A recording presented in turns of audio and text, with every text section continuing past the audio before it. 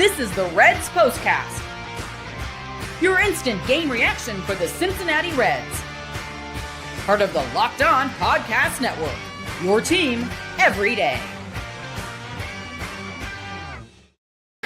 Good evening, Reds fans, and welcome to another edition of the POSTCAST, brought to you by Locked On Reds and the Locked On Podcast Network. My name is Tim Daniel. I am a lifelong Cincinnati Reds fan, and I've been podcasting about this team for 5 years at publications such as Late Night Reds and the Riverfront. And I want to thank you all today for joining me on this beautiful Friday night as we discuss the Cincinnati Reds putting on a big victory over the Tampa Bay Rays 7-2 Friday night at GABP. If you are just joining me for the first time, welcome. We are so glad you are here. If you are just now learning about us, please be sure to hit that notification button here on YouTube, where you can not only get my podcast after each and every game, but you can get Jeff and Steve Monday through Friday on Locked On Reds. This episode is brought to you by our friends over at Gametime. Download the Gametime app, create an account, and use code LOCKEDONMLB for $20 off your first purchase. On tonight's show, welcome home. The Reds' first game back at home from the All-Star break, and they were doing awesome. Offense all around today. Excellent. Huge day for them. We're going to get into that. We're going to talk about Elly De La Cruz today with not one, not two, not three, but four of them things today. He was, as the kids say, all gas, no brakes today, for sure, with 4 hits, including 2 doubles. And we're going to talk about TJ Friedl and Tyler Stephenson with 2 hits each, both of them even including going yard. All that and a whole lot more. We're going to dive into a few different things. And of course, I'm going to hear from you guys. Take your comments in as well. This is a fun night, boys. Let's get going. This is what you'll be talking about. Boys was probably not the right word there because I have a lot of great females who hang out with us each and every day as well. But tonight, the Cincinnati Reds return back to GABP for the first time since the All-Star break, and it was nice. It was great. It was fantastic. It was wonderful. And let's start with the pitching side before we even get to the offensive explosion they had. Nick Martinez takes the hill tonight, and he's really good. Thank you, Diane. It's good to see you. Nick Martinez tonight, 5 innings pitched, 2 earned runs, 4 hits, 2 walks, 5 strikeouts. Kept the ball in the stadium tonight. We take that each and every day of the week. Lyon Richardson comes in, throws an inning. Graham Ashcraft comes in, strikes out the side, even though he does have a walk. Tony Santillan comes out and takes a ball off his freaking wrist. Holy moly, 106 they said off the wrist, and stays in there and goes and takes care of it. Emilio Pagan closes out the day. So the pitching side, they are a strikeout short of free pizza for everyone in town. So that was, pretty nice as well with 10 strikeouts. I'm so sorry, Laura. I did not mean to just say boys. That was my fault, but we definitely know you're an everydayer here. We definitely appreciate you. Stephen Offenbaker in the house tonight in the chat as well. Good to see you, buddy. It's clobbering time, right? Fantastic Four. Anyone else go see it? I saw it today. I need a podcast just for that alone. But great day for the pitching side of things. Took care of business against a decent hitting Rays team. And so that part was nice. Let's go to the other side of things. Offensively tonight, as a team, 7 runs, 14 hits. Here's the thing that's fascinating. They didn't have a walk till Santiago Espinal came in the game. And that was in the 7th, I want to say? And then Jake Fraley got intentionally walked. And then, so there was that part. But just a couple guys who really jumped out tonight. Obviously, Austin Hayes, 3 hits tonight. Huge. I'm saving Elly and the other 2 for the next segments. But seeing Austin Hayes go out there and get 3 big hits tonight and then have a huge catch as well. That diving catch he had early in the game. So that was pretty awesome. He scored 2 runs tonight. Noelvi Marte continues to swing the bat really well. I'm so impressed with what we're getting from him. Pat's in the house. How are you, Pat? Good to see you. Oh, Scott. Scott's got some Fantastic Four references in there too. I like it. Fantastic. But and Carter has said this multiple times. Carter is excited about bringing back Gino, and I can't disagree. So let's see if it happens. But the way Marte's swinging the bat has been humongous as well. And obviously Spencer Steer gets another hit tonight. Spencer Steer laid down a bunt tonight. Are we going to talk about that? Like that was crazy. So nuts. Um, it was just like out of the blue, it was a big surprise. So that was great too. I just thought tonight was just a great played game. I know they had 2 homers tonight, but they really played good small ball baseball tonight. And I think that was the thing that jumped out the most. It's like pitching was great. Pitching took care of business. Offensively, had a lot of hits. And just kind of were like, just get them on, get them over, get them in kind of thing tonight. The way Noelvi Marte is swinging the bat right now, I can't. I'm blown away what he's put there. He's bringing the Reds right now. Just the fact that he's just becoming a guy, like he's becoming a dude, right? Like we're at this point now with Noelvi Marte where we need to discuss him being moved up in the order. I think right now that's a fair conversation. I think it's a rational conversation. I am more than willing to have him hit second and see how it goes. If it doesn't work out, okay, we move on. I know there's some people who are really down on McLean tonight, but he just had like an 8-game hit streak get broken. So I'm not going to be too down on him tonight. I thought he, just wasn't his day, and wouldn't surprise me because he gets 2 hits tomorrow.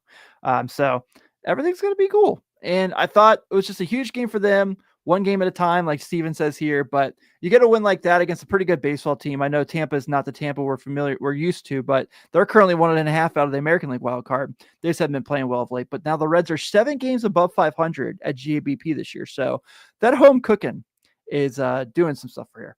And Will brings this up, and I didn't even mention it, but great hustle by Benson to drive in a run and tie the game at the beginning. Yeah, absolutely. I didn't even mention that.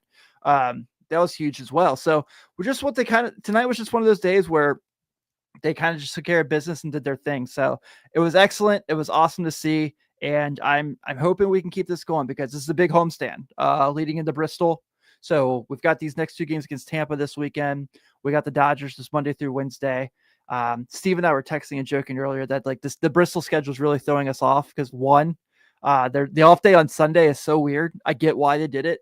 It makes a ton of sense. We've got the deadline this week as well. And then also you got the Thursday, Friday Braves series and a Friday after 12 o'clock game. It's a goofy week. So we're going to see a lot of things go on, but it's a big homestand. It's a homestand. The Reds got to stack some wins. And like Laura says here, currently 1 game out of the wild card. So at 10:13 PM, you are correct. I haven't seen what everyone's ahead of them has done yet today. The White Sox are beating the Cubs 11-3, and that's kind of a little bit out of the Reds' range, but everything's going Reds' way right now. So we'll see how the Giants and the Mets do tonight. That's going to be a big game for the Reds to watch.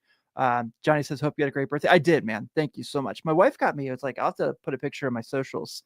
It's a giant donut for a cake. It was incredible from Bailey Jane's in Walton. So if you guys are in the Northern Kentucky area and you haven't been to Bailey Jane's in Walton, Kentucky, check it out. It's awesome. Elly De La Cruz tonight was also awesome.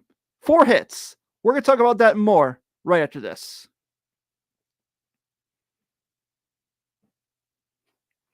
Today's episode is brought to you by Gameday Hue, and so is this hat I'm wearing. For Reds fans like me, this one hits the mark.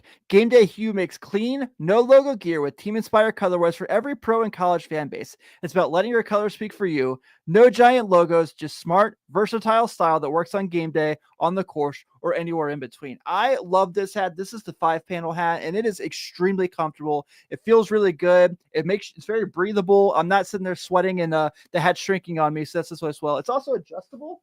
You can see here. I love adjustable hats because I have a giant noggin, and as you see, I dropped it there, so that was pretty cool as well. And then, of course, there's the glove, and the glove is also super comfortable. I golfed with it the other day, and I had my best game of all time. I think it was more fitting because Happy Gilmore 2 is coming out.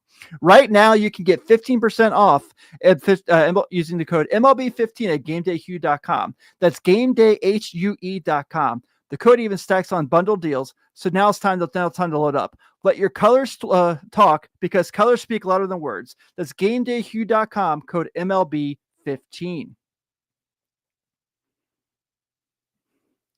Have you ever decided at the last minute to head to a ball game with friends or family? Maybe it's game day and you suddenly realize you want to be in the stands. That's exactly where Gametime comes in. It's the easiest way to grab last-minute tickets without the stress. With money you save on tickets, you can splurge on food, drinks, merch, or even invite a bigger group to come with you. Gametime makes it possible. Gametime makes buying tickets fast and simple. Prices on the app actually drop the closer you get to first pitch. And they've got incredible last-minute deals, clear seat views, and a lowest price guarantee. Say you want to come hang out with Jeff, Steve, and I next week in Bristol. You want to come down to the Speedway Classic? You want to party with the Locked On guys? We like beers. You can use Gametime to go ahead and get your tickets. You can go down, you can drive down. You can say, man, I don't have my ticket yet, but Gametime's going to take care of me. And I haven't used Gametime yet before. So I'm going to download the Gametime app, create an account, and use code LOCKEDONMLB for $20 off my first purchase. That is terms and applying, of course. Again, create an account, redeem code LOCKEDONMLB, LOCKEDONMLB for $20 off. Download the Gametime app today. Last minute tickets, lowest prices guaranteed. Want to shout out all of my everydayers here on the postcast as I fix my hat here. Was hanging out and having a fun time here on the Reds postcast as we discuss a Reds huge win tonight against the Tampa Bay Rays. As I said, if you are just checking me out for the first time, thank you. I'm so happy to have you guys here. Please be sure to follow us here on YouTube. And if you can't follow us on YouTube, you can follow us on your podcast app of choice. The Reds will not only get my show, you'll get this guy right here, my good friend, Stephen Offenbaker, and Jeff Carr Monday through Friday on Locked On Reds. Let's talk about when this game went in the Reds' favor, shall we? Time to reveal where the game was won or lost. It's the turning point.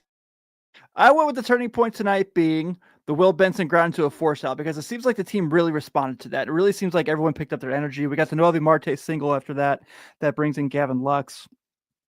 And then, of course, leading to the TJ Friedl home run. The TJ Friedl tank job. Oh, my God. I don't know if I've ever seen him hit a ball that high. That was pretty awesome. I know, Steve, I didn't have time to record ads today. I've been running around. So let's talk about Elly De La Cruz tonight, folks, because he was incredible. I don't know if there's any other way to put it. 4 for 5 tonight, 2 doubles. And I keep seeing people bring up the fact that, oh, Elly is he's not hitting home runs. He hasn't hit a home run in a month. You know, why is he not hitting home runs? I don't care. What they're getting from Elly right now is humongous because he's learning how to play all around baseball. He's learning how to do everything. He's taking what people are giving him and he's figuring out a way to make things happen. That's what I love about Elly De La Cruz right now. We're seeing him elevate. We're seeing him evolve. We're seeing him mature. And teams are not going to give him chances at home runs. It's just not going to happen. And he is just finding a way to make things happen. He's finding a way to hit opposite field from both sides of the plate. He's finding ways to just make plays happen and just be comfortable with everything going on. He's not trying to hit 500-foot home runs every time anymore. And I think that's where we're seeing this growth process with him. And that's what's been really great. And I want to talk about something too tonight on the defensive side. We saw him make a play tonight. We have really seen him struggle with in this process. So he's charging a ball that's a grounder, scoops it up and makes the throw to first base to get the runner by a step. We really haven't seen him make that play. Like we've seen him make that play, but that's the play we've kind of seen a lot of his errors on, right? It's the play where it's sped up. He's got to make a play real quick. And this time he kind of took his time and just took what was coming to him. And he made a hell of a play. And I think too, one of the other things I really saw that I liked from him was Chandler Simpson, who everyone tells us is faster than Elly, and maybe he is. I would just like to see them run a 40-yard against each other to see if that's really true. Gets that double early in the game, and a ball gets hit to Elly. Chandler Simpson goes to third base on that. I like that it wasn't just trying to get him at third base and make a hero play. It was, okay, calm down, relax, take the play that's given to me, and get him there as well. So that was just a really great day all around for Elly. Elly De La Cruz continues to wow us every day. And it seemed like he was kind of struggling a little bit coming out of the All-Star break. So seeing him get right certainly can lead to him being our Locked On player of the game, right? This is the Locked On player of the game. I think he's more than deserving for today. Though, 2 guys here we're about to talk about certainly make cases, and that's Tyler Stephenson and TJ Friedl. Tyler Stephenson and TJ Friedl both homer tonight, both have 2 hits, and their homers were monsters. So Tyler Stephenson, as we know, kind of been up and down throughout the year. He's kind of starting to find a little bit of a groove again. He's hitting 276 in his last 7 games. He's got a 552 slugging. We're kind of seeing that power kind of come back a little more. Strikeouts are still a little high for him, but I do think as he gets more and more comfortable, that's going to be something that we see a lot of. So Laura says foreshadowing. They teach us the business of teasing on the first segment here, Laura. So that's what we got to do there. Laura's a teacher. I got to watch everything I say now in my grammar. So that was great. TJ Friedl today. got it, hit a total tank job, had a bunt single as well. So just nice days from them all around. I thought those guys were really good. And yeah, I didn't even mention, so the RBI that Stephenson had, that was fantastic as well. Just kind of seeing him hit a ball in the shallow left field, let it bounce, bring a couple runners in. So just a great day for them. Thought that they really kind of contributed really well. Obviously, they'll take the 2 homers. I want to see the Reds hit more homers. I feel like there's a certain guy that they're targeting in the trade market that can help them with home runs. You guys might have heard of him. I think his name's Gene. Is it Gene? There's, maybe that guy. I feel like he could really help with that as well. So I'm excited about this one. I think it's a really good win for the Reds. And now we get to do the fun thing we don't get to do a whole lot of in our life as Reds fans. We get the scoreboard watch tonight, as the Cincinnati Reds are victors tonight over the Tampa Bay Rays. The Reds have 7 runs on 14 hits, no errors. Tampa Bay has 2 runs on 6 hits, no errors. Your winning pitcher tonight is Nick Martinez. He is now 9-9. Your losing pitcher tonight is Zach Littell. He is now 8-8. And the Reds are back at it tomorrow. It's Hawaiian shirt night. I really wanted to make it to tomorrow's game, but I couldn't make it happen. But All-Star Andrew Abbott takes the hill for the Reds. He is 8-1 with a 2.13 ERA. He'll be going against Ryan Pepiot, who is 6-8 with a 3.59. It's going to be a fun pitching matchup. First pitch is at 6:40 p.m. Eastern, so hopefully everything goes as planned. We can have a normal night. You guys who are going tomorrow can hang out and check out the Land Sharks. I'm so jealous I'm not going to be at the game tomorrow. I really am. But I'm Tim Daniel. Everyone have a great time. Enjoy your rest of your Friday. Enjoy scoreboard watching. I'll see you all tomorrow. Go Red Legs.